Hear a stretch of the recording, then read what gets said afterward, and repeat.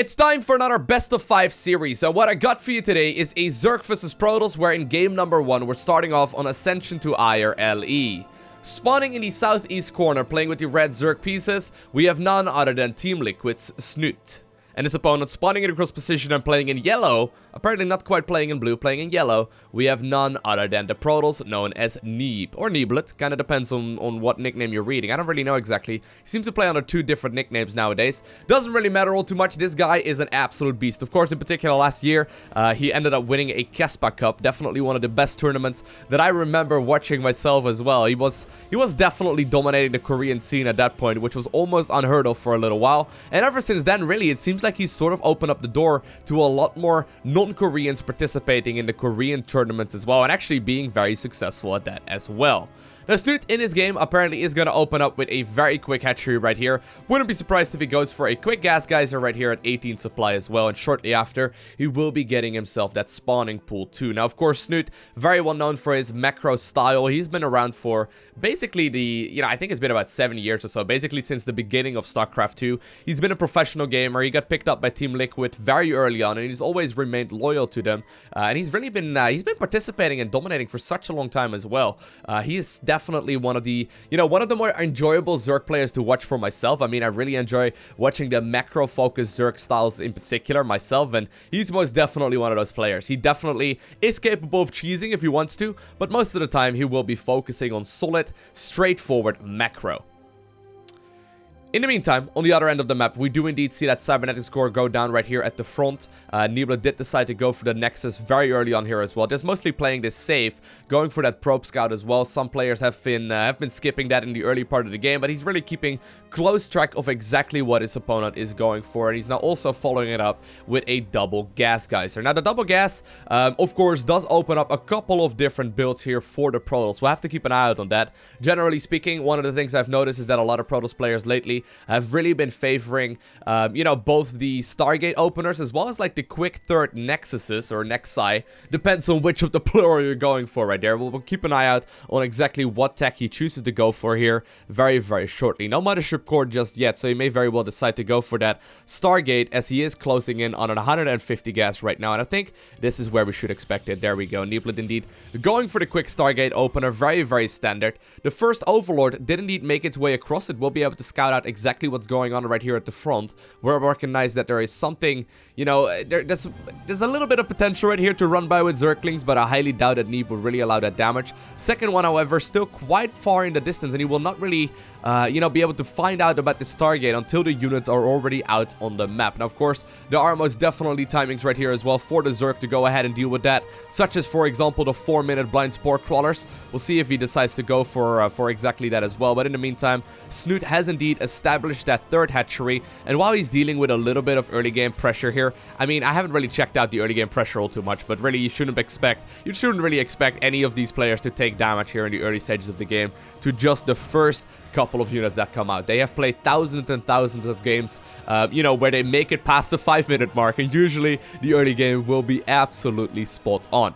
Now, Snute does have the gas once again mining right here. I'm assuming that he did pull off of the gas for a little while he was getting the Zergling speed. But regardless, he's going to be following us up right here with an evolution chamber as well. We'll see if he's got anything more aggressive planned right here. But knowing Snute, I would be a little surprised about it. Now, I am a little worried here because he does need to counter this Oracle here. And currently, the Overlords are actually just barely not having any vision of this whatsoever, including that Zergling. It did also not see this move out here, but already do we see the Spore Crawlers going down right now, basically just by judging the setup right here of the gateway, as well as the timing here and the lack of the gas in the natural. It's a big giveaway that more than likely Neeb is indeed going for that early game pressure right here with the Oracle, and you can see with some brilliant micro there, Snute take absolutely no damage. And this is kind of cool. Like, for the longest time, the Oracle was mostly used as an harassment tool, but a lot of Protoss players, while they initially did only really get a single Oracle to try and do some drone harass, and by the way, a couple of Zerglings are trying to make their way towards that third right now, that will indeed scout that we got a bit of a macro game on our hands right here in game number 1. But while a lot of Protoss players were primarily using these units as like harassment options, one of the most recent developments of ZVP, in particular over the last like month or two, is indeed the fact that they keep them alive for such a long time, and they really use them defensively at the third base, for example. With stasis wards, they keep the revelation on their opponent's army for much longer than players were used to for the longest time, and it's really crucial. Like, for example, this right here is really crucial to do at least a little bit of damage, because this right here is definitely gonna hurt. That's a bunch of idle drones, but of course also a bunch of idle larvae, and it adds up very, very quickly. Keeping those units alive definitely provides more and more value the longer the game goes on. Now, speaking of which, Neeblet has indeed established that third base, so it is an indication here that more than likely will we see this go into a bit of a macro game. Neither player really taking any kind of risk. Snute even going for the fourth base right now as well, and really cranking out that economy, getting himself that +1 melee, another one of those recent developments for the Zerg vs Protoss matchup, where in the past Zerg players would usually prioritize the missile upgrade first. The Ling Baneling style is a lot more popular right now, and of course the combination of the Banelings and the Hydralisk and whatnot work like an absolute charm. For the longest time, everyone was focusing on Roaches and Hydras. Right now, Ling Main Hydra is most definitely the standard mid-game push, and I wouldn't be surprised if that's something we will see out of Snute here very shortly. But actually, bit of an interesting choice right there. He goes for that Infestation Pit, and he also goes straight up into the +2 attack right now on those Evolution Chambers, while he's getting himself a second one here as well. We'll have to keep an eye out exactly what he's got planned. He may be going for a really quick Hive. He may be planning to go for even like Swarm Host, Infestor. Like, there's a bunch of different strategies that are all of a sudden viable, and this may very well be something that he has been experimenting with. I mean, one of the things to keep in mind here, right, is that while Snute is going to be capable of running with a bunch of Zerglings, he's more than likely not going to be able to do all too much damage, in particular with Neeb scouting it right now. It's very interesting to find out exactly what the follow-up is going to be, because the chances that the Protoss is going to move out anytime soon are rather small. Now, of course, these Zerglings do have +1 attack.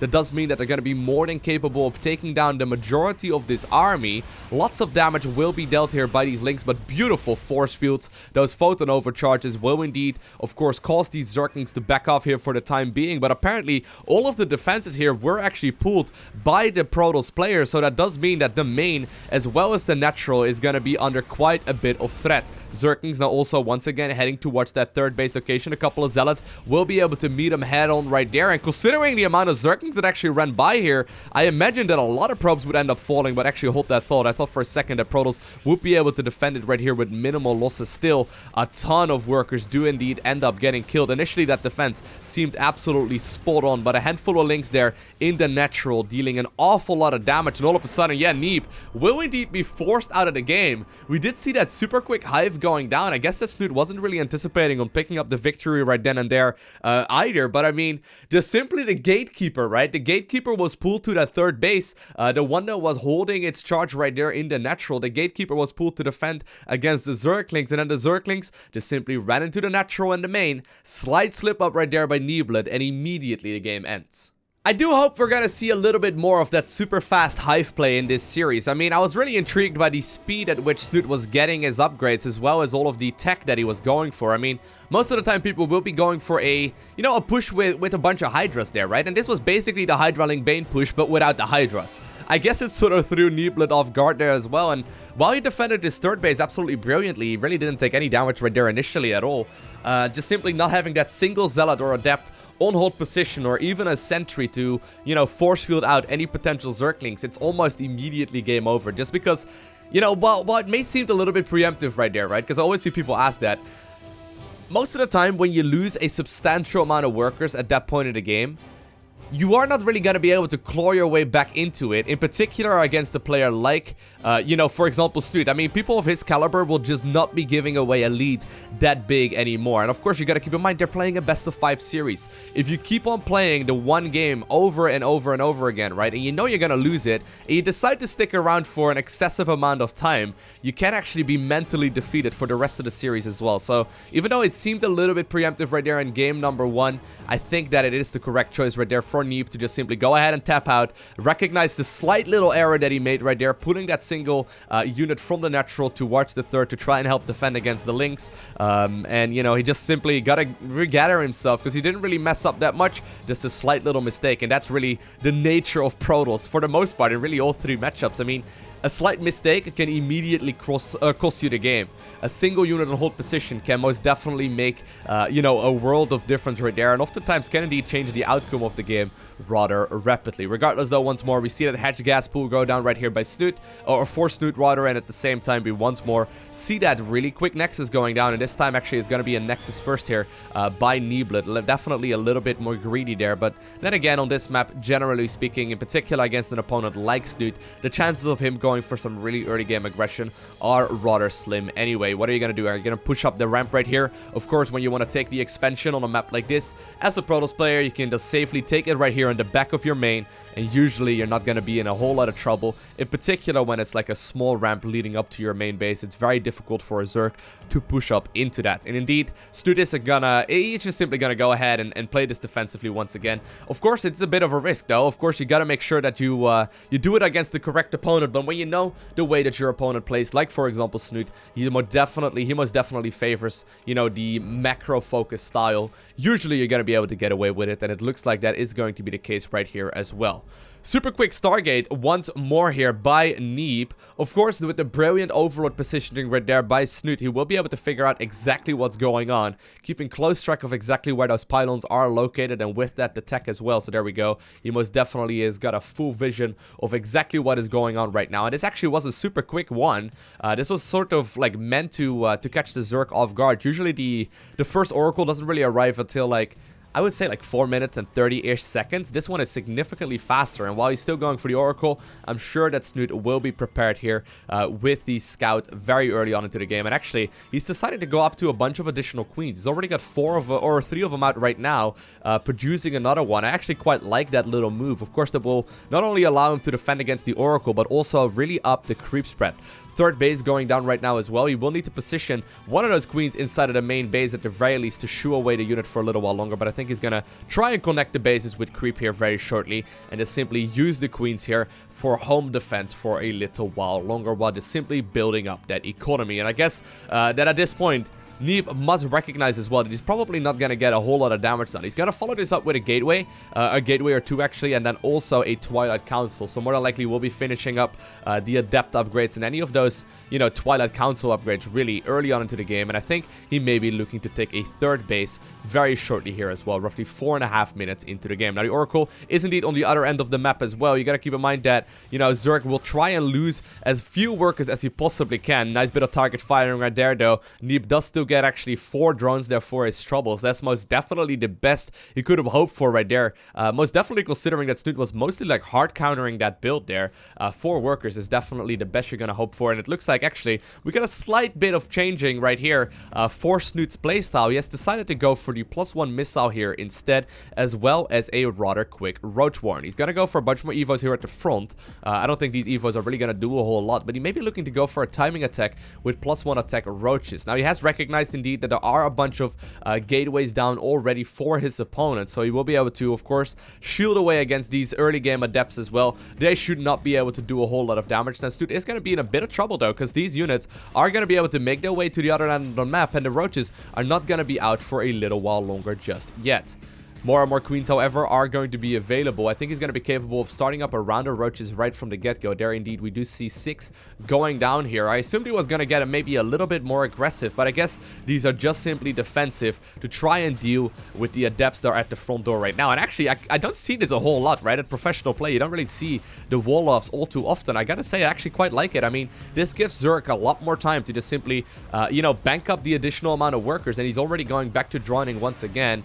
Neeblet recognizing though that he's going to be in a bit of trouble here, may very well need to back off right now on these adepts. And while he shut down the front door for a little while, immediately right afterwards, Evolution Chamber once again gets planted down. Now, interestingly enough, Snute is going to continue onwards here with the roach production. +1 missile is just about to finish up. Once again, a stasis ward will be planted here as well, but nice bit of target firing right there by that single roach as well as the queen and a bunch of workers. They will prevent that from really dealing any damage here whatsoever. But I wonder what Snute has got in store right here, because he's got an awful lot of units and he's following it up with a ton of Zerglings as well. He's still pretending like he doesn't have a large army. He's still pretending like he doesn't have a large army. I don't think this is nearly as oh man, I think he's gonna cancel, right? He's gotta cancel. No, he's actually gonna commit to it. Wow, really ballsy move there right by Neeblet. He's gonna be in a bit of trouble, maybe underestimating the amount of roaches that he was going up against. But of course, you gotta keep in mind, these are adepts. They're gonna be able to plow through these drones like butter. Look at that, so much damage already being done in just a matter of seconds, and the vast majority of these adepts do get on out of there. Very solid early game right here by Neeblet, really establishing that, you know, early game economy while also dealing damage to his opponent. And 6 more gateways are now, or actually 7 in total, are now being added on here as well for the Protoss player. This will trigger a counterattack right now by Snute. What exactly is he looking to achieve here though? Because the early game is most definitely in favor of Neeb. I love this little play, by the way, with the Oracle. Remember, it first off got a couple of kills. Now it's putting down these stasis wards. If you plant your army right on top of it, it's very difficult to spot, and that stasis ward should be able to in particular help out against the Zerglings as well as these roaches. Now Ravages will go down. It looks like Snute is most definitely looking to take damage, or deal damage rather. The infestation pit is going down, but there's no fort base just yet, so that does mean, oh, he's trying to run a route. No, so risky. That Zergling ran forward trying to trigger any of these stasis wards, but these roaches all got caught with their pants down. A lot of damage will be dealt here, and of course, this is all just a matter of timing right now, right? We all know how good it is if you can get those additional rounds of Immortals out, then an additional round of Warpins is most definitely a huge deal as well. This just simply slows down the Zerg's timing attack so very much, and I think this may very well trigger Snute to just simply go back home. Yeah, he is getting that Glio Reconstitution, is just about to finish up, but more importantly, he's getting himself that Spire as well as the Hive. He's now also building a base here at the gold, but I'm starting to be a little bit worried. I mean, I wouldn't be surprised if Neeb goes for a timing very shortly here, right? If you have a quick look, he knows very well that that gold base goes down. He's also now seeing that Spire. He knows that the Hive is underway. The worst dream for a Protoss player at this point in the game is to go up against an army that is predominantly sky-oriented, right? Because there's not a whole lot of air right here. While the Zerg is looking to go for a bunch of Brute Lords here, Neeblet is going to be able to go for a massive timing, which is going to be perfect because it will shut down most of this Zerg army with relative ease. There are no banelings out right now just yet. The baneling has only just now finished. That is going to be a very crucial timing, but it may have already been a little bit too late because Protoss is advancing. Now, there's not a whole lot of army right here, but it looks like he's going to try and do some counterattack right here in the main base as well. May very well go for a massive warp in, knowing very well that he's dealing with most of this Zerg force here at the front. I think this may also trigger Zerg to just simply, you know, establish a much smaller economy, because look at that gold base is going to be in a lot of trouble with the main Protoss force indeed advancing onwards. Lots of workers once more going down, but more importantly, the advantage is being picked up right over here as the Fort Nexus is already about to finish up and the Fort Hatchery was just killed off. Now, on the left-hand side of the map, we do see another hatchery going up, but this is not really the type of game that you really want to play at this point if you are a Zerg player.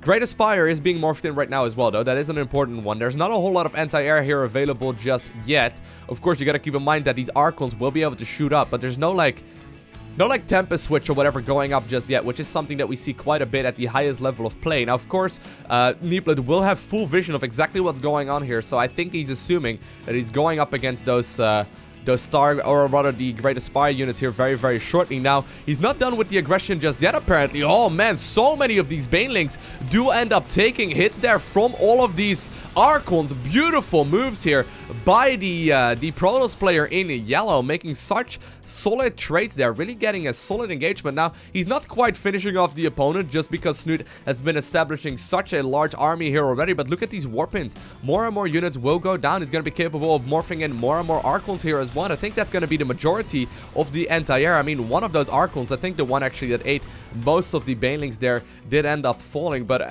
you know, one of those Archons just simply took so many Baneling hits. I don't know exactly how many it takes forever, but regardless, the Zerglings are right now looking to go for a counterattack while most of the Protoss army is out on the map. It looks like they will be forced home here for a little while longer.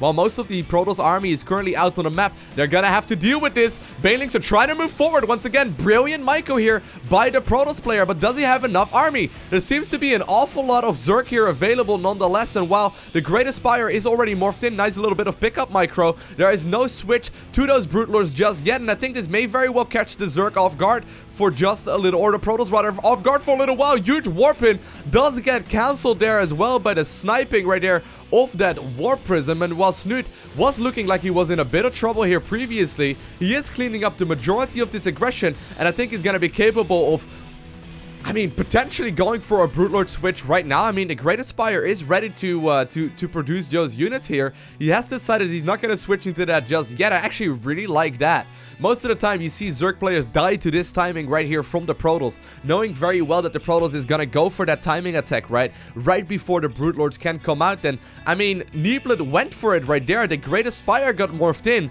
but no Brute Lords were produced. Now, additional Stargates are being added on right now as well as a Fleet Beacon, so eventually we will indeed see that Tempest play come out. Potentially also some carriers here very shortly, which are of course great against the vast majority of all of the Zerg units.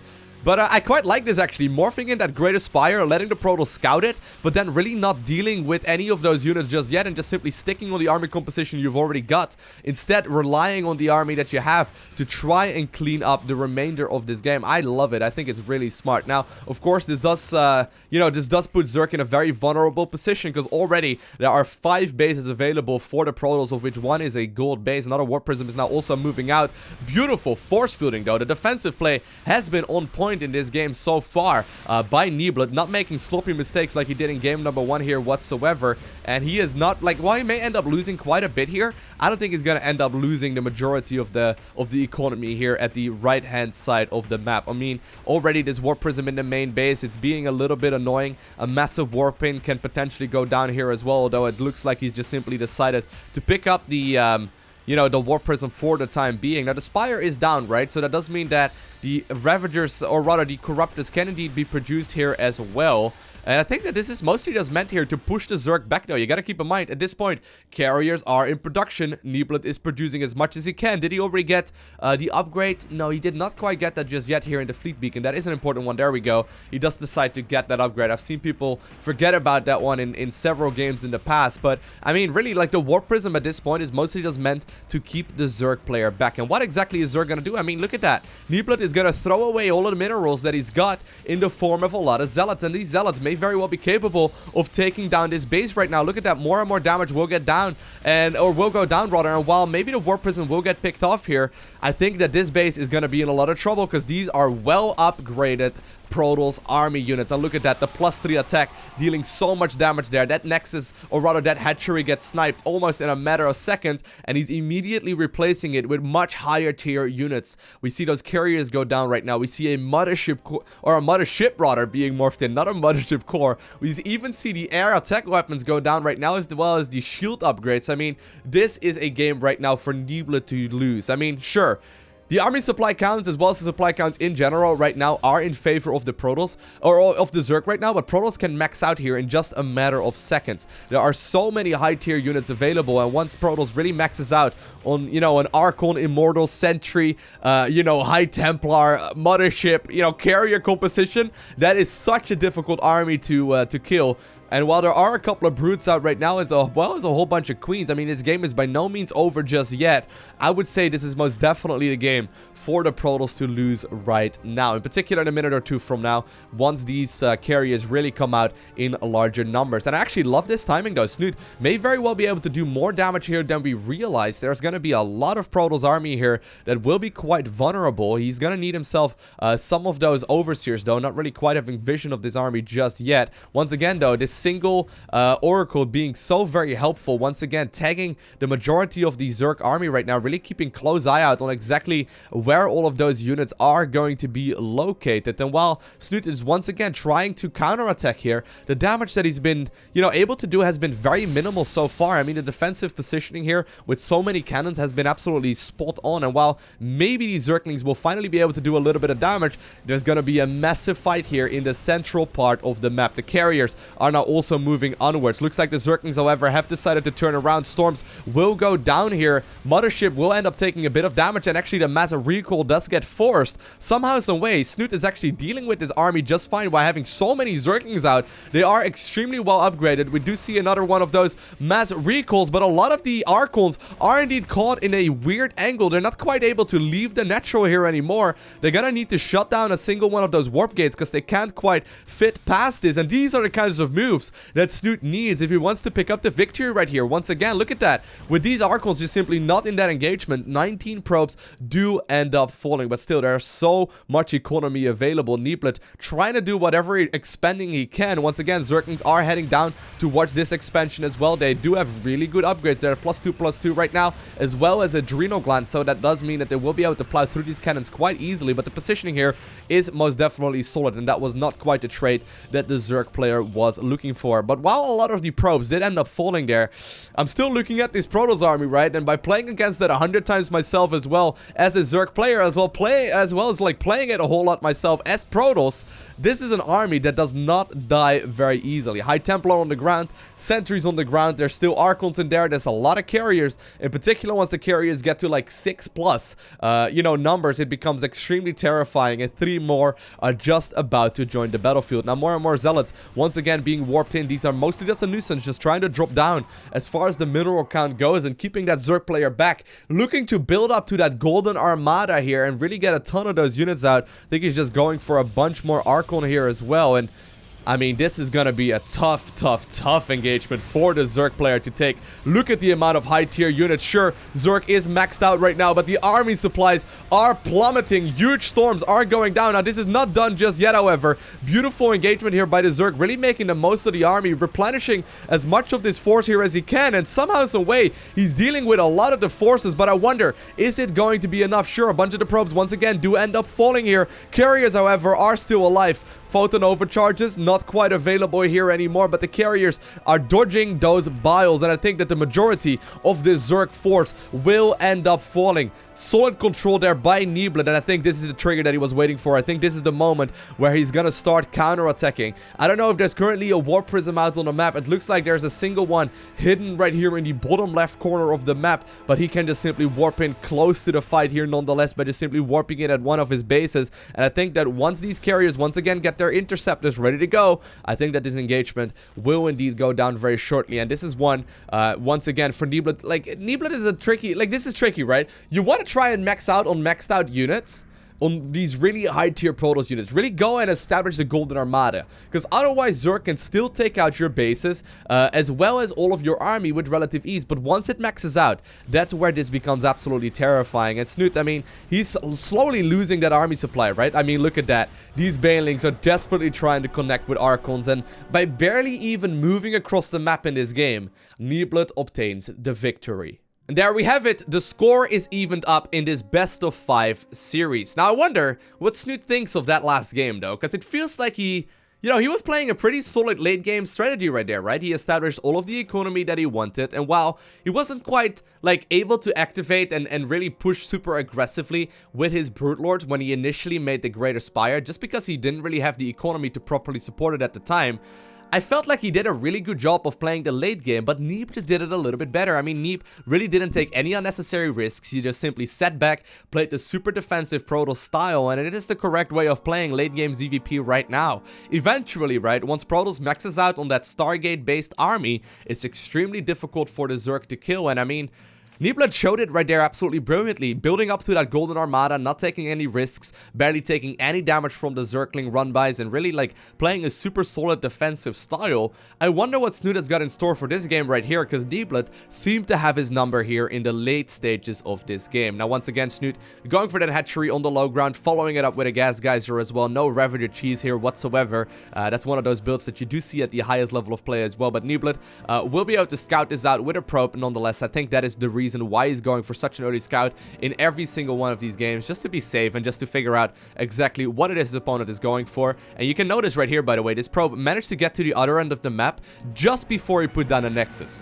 It's like a really smart little timing, but for example, if you would have seen the late hatchery there, or the lack of hatchery altogether, that would have been a massive indication that Neeblet may want to delay his own Nexus for a little while longer. Regardless though, we do indeed see that Cybernetics core go down right now as well. He will be capable of setting up that wall once more. Kind of similar actually like we had in game number 1, and I wonder if he's going to go for a similar strategy like he went for right there as well. He really just focused on that like macro focus style in that one. However, of course, we did see him just, you know, slip up for a split second and not having the doorkeeper right there ready to hold the Zerg force, the Zerg swarm, you know, from entering the natural as well as the main base. I wonder if he's you know, tilted after that little loss there, right there whatsoever. I mean, the natural entrance right here is very, very similar on Ascension to Ire Alley as it is on Odyssey Alley. You can see it looks very similar as well. But of course, the third base oftentimes will not be taken over here, but instead will be moved up north. Now we'll keep a close eye out on exactly what Neeblet has got in store right here, because it once again looks like he's going to build up a Stargate. There we go. 3 times in a row. He's going for that Stargate play. Now this time, the Stargate isn't as much, he is building it at a very, very standard time right here. It looks even similar with like the pylon setup. I thought for a second that I maybe loaded up the wrong game right here, but no, it's literally the exact same setup right here for Neeblet as well as for Snute. I mean, Snute also, once again, trying to go for that really quick third base here. He's not quite putting it down just yet. I guess he's in a little bit of trouble here and a little bit of pressure from these early game units here. He's also gotten blocked right there by that single pylon, which is mostly just a bit of annoyance. I guess that he's just, you know, he's just going to drone up for a little while longer and take that base a bit later. Actually, it's still not up. That is quite fascinating. Now, Snute did get a little poke in right there, knowing very well where Neeblet is more than likely going to position his pylons. He knows where to scout for this Oracle tech, and he will be able to shut this one down with relative ease here very, very shortly. And finally, he does get that third hatchery down. Interestingly choice, actually, though. He goes for the 4 queens once again, just like he did in game number 2. And he delays the third hatchery for quite a little while, all the while making drones. This is something that I haven't seen all too much at the highest level of play. It seems like most people just simply focus on getting one spore crawler up and then maybe have 2 queens in the other one. I mean, for example, Nurtrio is very well known for that kind of style, where he's just simply, you know, going for that quick third, but he's not quite droning it up for a little while just yet. Snute maybe just going for more of like a stylistic choice, really focuses on that early game creep threat more and delays the third base for a little while longer, all the while still being safe here. I mean, he still gets the spore crawler, right? So like the amount of damage that this Oracle can do is practically 0. I mean, it's 2 queens as well as a spore. What exactly are you gonna do? Now, once again, we do see that +1 melee upgrade go down, just like we had in game number 1 here as well, and that Oracle got absolutely shut down. I think, indeed, that does once again mean that Neeblet will go for the third base here. Now, we did see the second Oracle queued up there too. Once more, he's gonna try and tag his opponent, put up some stasis wards, try and slow down whatever he can. Oracle will be shooed away there by the triplets of queens right there. But Zerg, of course, is fully aware of exactly where that third base is located. He will be able to, you know, counter this if he so decides to choose. And of course, he will know exactly what kind of follow-up his opponent will be going for once again, because I wouldn't be surprised if it's gonna be Immortals, Twilight Council a little bit later here as well, and then also, of course, those Archons. I mean, it's the go-to strategy right now for most of the high-level Protoss players, and I would really like to see like a Ling Bane timing attack once again from Snute, maybe with some Hydra support, and then that quick hive play once again. I think that's exactly what is going to in store for us here as well. So he's got that Baneling Nest already coming in. He's once again going for that +1 melee upgrade, so that may very well indicate he's once again going for a really heavy Zergling kind of style. Interestingly enough, actually, he's got 2 workers only, and this single gas geyser there that may end up hurting him quite a bit if it's not intentional. I think it must be intentional though, because usually those kinds of mistakes are not really made at this point in the game. But Liquid Snute will be able to finish up his upgrades here very shortly. Lair will also shortly finish up here, and we'll see if he's going to put down any tech here whatsoever. Will he go for the Infestation Pit once again, or is he going to go for the Hydra Den? So this time around, it is indeed going to be the Hydra Den. No super quick tech here whatsoever. Really switching it up though. Game number 2, it seemed pretty similar, but game number 3 here, he is indeed following it up with a lot more you know, higher tier units, I guess. He's gonna delay that hive tech for a little while longer, and he more than likely will be going for the quote-unquote standard Hydra Ling Bane timing. Now let's have a quick look right here at what Neeblet has currently got. He's once again playing super safe, going for that robotics facility. No cannons down here at the front just yet, and instead he's favoring additional gateways here in the main, as well as that Twilight Council. So he's very quickly gonna be capable of getting both Storm as well as those Archons out. But I think that this is going to be a much more easy base for the Zerg player to engage into. I mean, look at this, right? This is a setup where the Zerg player can really get a ton of surface area, where on some of the other maps, in particular the previous one, you're really fighting into quite a tight choke. And I think that may very well be the reason why Zerg has determined to go for a bit of a different build here in this game so far. Now, I'm not gonna lie, really impressed here with Neeb's creep spread. I mean, or rather, Snute's creep spread here. I mean, look at that. He's got a really solid amount of creep already moving across the map here in every direction. And this is gonna keep track of exactly where all of that Protoss army is located very, very easily. Now, 7 more Hydras are in production. We do see that Hydra upgrade now also being researched, as well as the roly-poly upgrade, the centrifugal hooks right there for the banelings. +1 attack is already done. He's gonna follow it up right here with +2 melee as well. And I think that Zerg is shortly gonna try and you know, push up to that third base location here of the Protoss player, because it is most definitely something you want to try and pressure a little while. If you're looking to tech up to watch a quick hive, you really want to try and prevent your opponent from getting a lot of damage in. Nice little bit of target firing right there, though. Look at that. Snute trying to be cheeky there, picking off those oracles while the you know, rest of the Hydras were close by. He was trying to hide all of these Zerglings, but rest assured, the oracles found out exactly what's going on, and he will have to deal with the stasis ward once again. Moving the links forward, brilliant triggers right there, and this is the kind of move that you're looking for if you are the Zerg player right now. Banelings are being morphed in. Of course, they're going to be able to roll towards their opponent rather easily. Storm is, however, available now, and that does mean that Zerg is going to have to be very careful here, because with some proper storms, this could do a ton of damage. Once again, the Gatekeeper is going to be available in game number 3, not making that mistake once again. Now, it is starting to run low here already. I don't know if Snute is currently paying attention to that, or I guess the same can be said right here for Neeblet, because both of them are indeed engaging off in a bit of a weird fight right now. Huge storm going down right there. That Archon most definitely ate a ton of those Baneling hits, and that was not a worthwhile investment here for the Zerg player whatsoever. Now, once again, Zerglings trying to make their way into the natural, and so far, the defense here by Neeblet has been very solid. 66 Zerglings, however, just about to join the battlefield. It is starting to look a little bit scary. I mean, he's done a good amount of trading, but maybe Neeblet has played a little bit too greedy in this game right here as well. I mean, those stasis wards are not really keeping him safe right here, and look at that. Here we go. The Zerglings are coming in, and with just a little bit too much greed there, the Hydra Ling Bane timing once again works in the favor of the Swarm, and Snute ends up getting the victory here in game number 3. I really wonder if Neeb maybe played a little bit too greedy, or what really went wrong there. I mean, it seemed like he was sort of relying on his opponent stepping into those stasis wards, but then by Snute just simply, you know, seeing exactly where they were down, I mean, he triggered those preemptively, and he immediately went for the throat, and I guess it went in his favor. Even though the storms were really solid, I guess the, you know, the fight right there for the Protoss was quite spread out as well, and in the end, right there was just simply not enough Protoss army to deal with the Zerg onslaught. Well, there we have it. Game number 4. We're on Sequencer LE. Easily the largest map in the map pool right now. Of course, this is one of those maps where you've got a couple of options for your third base. While initially a lot of players took this one right here, due to the lack of the really like the little amounts of resources in these mineral patches, as well as the fact that it's just 6 mineral patches to begin with, as well as the lack of a second gas geyser, a lot of Protoss players have started opting going for this as their third base instead. Now, I wonder what Neeblet thinks of Odyssey LE, because in the previous game, right, it felt like his army was just spread a little bit too thin, and Zerg has so much surface area to really deal a lot of damage there as well. And I wonder, because this is sort of similar as well as far as the third base setup goes. I mean, look at this. There are 2 or 3 rather different entrances into this third base location, and Snute, if he plans on getting aggressive, if he plans on once again going for that, you know, Zergling Hydra Bane kind of timing attack like he did in game number 3 just now, this would be a brilliant push to go for once again. And I think that Neeb may have not liked that match and that map very much, just because, you know, the third base on Odyssey LE, it's just so very wide open. I wonder though, is he gonna mix it up? So far it's been very, very similar. Once again going for that gateway, once again going for the early probe scout, and once again following it up with a quick nexus on the low ground. That would also dictate to us that he's once more going for the Stargate play. Of course, I don't know if that's gonna be the case, but it seems like the Stargate play so far is, of course, his bread and butter strategy. Now, Snute, I mean, he's currently 2-1 ahead, right? He's currently at match point. If he takes this game right here, he will take the series as well.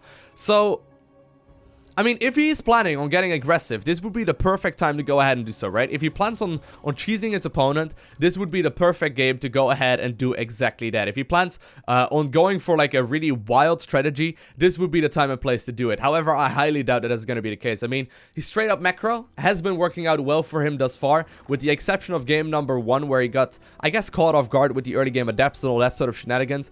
So far, the macro has been working for him quite well. I wonder what the follow-up right now will be for him and what he decides to go for. Actually, I think it was game number 2 that I'm referencing right here, where he lost a bunch of the early game economy just from simply a handful of adepts that ended up getting warped in and still did a lot more damage than he had anticipated right there as well. Regardless though, Snute, he doesn't really seem like the kind of player that's really like, yeah, changing up his strategies in the middle of a series all too much anyway. I mean, other than him maybe having something crazy planned for this series already, I highly doubt he's going to play anything but the ordinary. And once again, by the way, we do see Neeblet not going for a robotics opener, but once more, he's going for that Stargate. He's already moving across the map with the adept as well. And I mean, this is looking very, very standard. I wouldn't be surprised if he goes for a quick third base in about a minute or so from now, maybe a little less than that even. And I wouldn't be surprised. And actually, I think he may be taking it over here, which I like a lot. But I wouldn't be surprised if he shortly decides to go for that Twilight Council, follows it up with more gateways, goes for the Archon play, and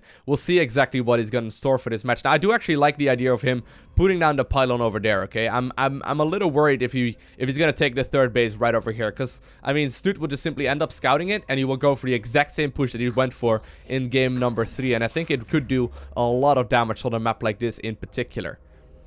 Third base down much sooner this time around for Snute. He is actually on 3 queens already, so he will be able to get some additional creep spread here.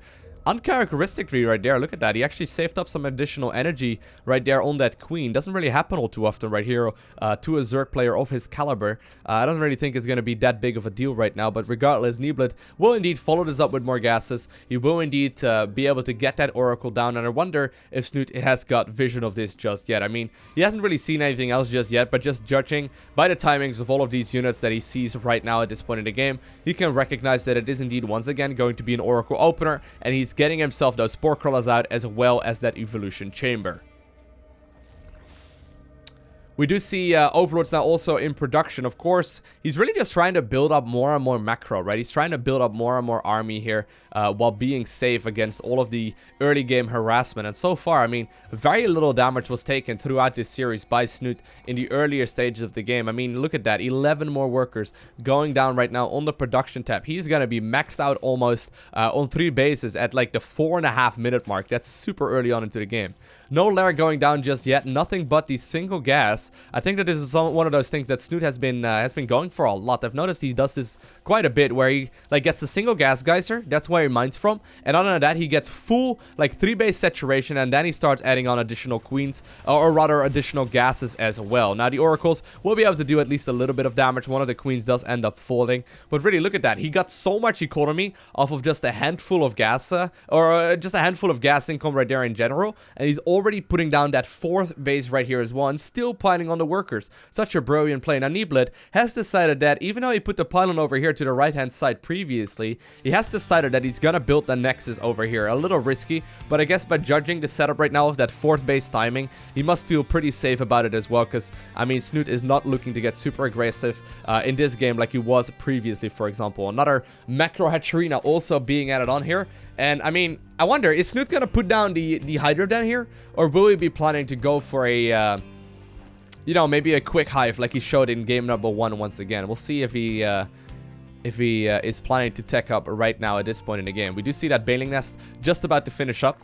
He, of course, does have +1 melee coming in once again as well, and there are already a lot of Zerglings. We do see the roly-poly upgrade going down once again, so he knows that he's at lair, but no real tech buildings going up just yet here for the Zerg player in red, and I think he's just mainly looking to try and get some damage done here at the 3rd base location of the Protoss.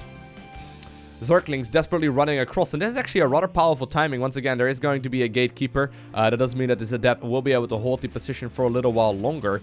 Protoss, however, it was looking right there like he wanted to move across the map, and this is an interesting setup. I mean, this Warp Prism has got a single Archon in it. Actually, this is very interesting.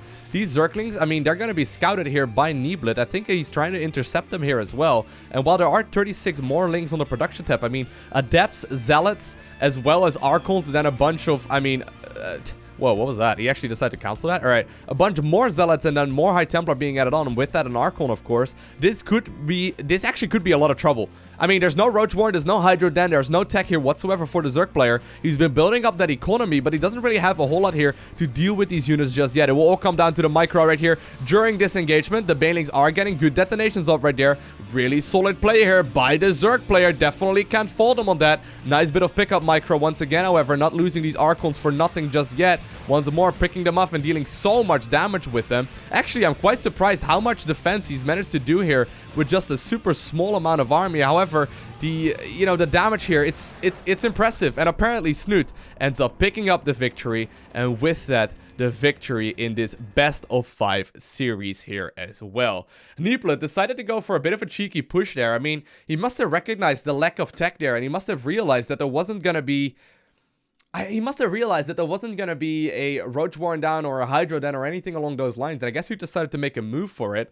I'm a little surprised that, you know, Snute didn't even get one of those buildings, right? I mean, at this point in the game, if I click return to game really quickly, there really wasn't a whole lot of tech here available for the Zerg player whatsoever. It was really just, I mean, +1 attack Zerglings with Banelings and their roly-poly upgrade just about to finish up, and then also a handful of Queens. That was really all he had, whereas the tech, of course, for the Protoss was significantly higher, with, of course, quite a bit of this pressure being able to come out, but it wasn't quite enough because Zerg was just making Zerglings. I think he was planning or something to pressure that third base. There wasn't really a whole lot of information that he had, so he must have been making those units to, you know, try and pressure the third base of Neeblet, and at that time he realized, hey, he's actually moving out to me, this is perfect, and he managed to shut it down. I hope you enjoyed watching the series. If you did, make sure you hit that like button down below. If you want to see more, make sure you hit that subscribe button so you get a notification as soon as I upload more. And other than that, I want to thank you for watching. Have an amazing day. Do not forget to smile, alright, and I will see you in the next one.